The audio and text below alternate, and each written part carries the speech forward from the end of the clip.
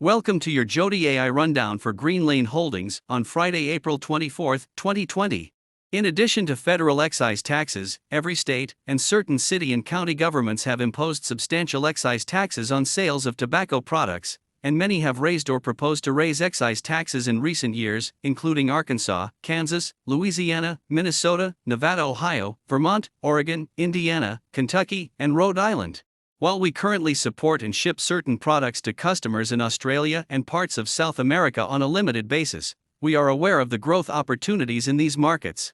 In February 2015, for example, the Center for Environmental Health, a public interest group in California, filed an action against vaporizer marketers alleging a violation of California's Proposition 65, Prop 65. Canada. On May 23, 2018, the Tobacco and Vaping Products Act, TVPA, became effective, and now governs the manufacture, sale, labeling and promotion of vaping products sold in Canada. In December 2019, COVID-19 was identified in Wuhan, China. However, Delaware law provides that a director or officer shall not be personally liable to a corporation for a breach of fiduciary duty except for an act or omission constituting a breach and which involves intentional misconduct, fraud, or a knowing violation of law. Depreciation and amortization expenses. Year ended December 31. Change. 2018 %. Dollar in thousands. Depreciation and amortization $2,705, $1,492, $1,213, 81.3%. Percentage of net sales 1.5%, 0.8%. Depreciation and amortization expense increased in 2019 compared to 2018 primarily due to tangible and intangible asset additions acquired through the Pollen Gear, LLC, and Conscious Wholesale acquisitions, as well as 12 months depreciation expense recognized on our corporate headquarters building located in Boca Raton, Florida, compared to 2 months of expense recognized at December 31, 2018, as a result of owning our headquarters for the entirety of 2019.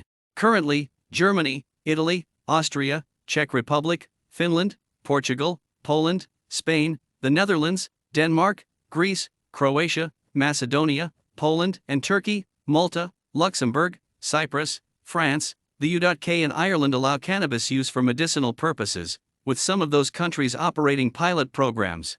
Additionally, Illinois recently adopted the Cannabis Regulation and Taxation Act, becoming the first state to legalize a comprehensive adult-use cannabis market through its state legislature. Further, some states and cities, including the state of Iowa, have enacted regulations that require retailers to obtain a tobacco retail license in order to sell electronic cigarettes and vaporizer products. Furthermore, after completing the Conscious Wholesale acquisition in September 2019, the operating company became subject to Dutch income taxes on income from its Netherlands-based subsidiary, based upon an estimated effective tax rate of approximately 25%. 11 of these states, including the District of Columbia, have legalized cannabis for non-medical adult use, with additional states, including New Jersey and New York, actively considering the legalization of cannabis for non-medical adult use. Texas and Ohio represent significant opportunities to grow our sales of hemp-derived CBD products, as those states accounted for 4.6% and 2.1%, respectively, of our net sales for the year ended December 31, 2019.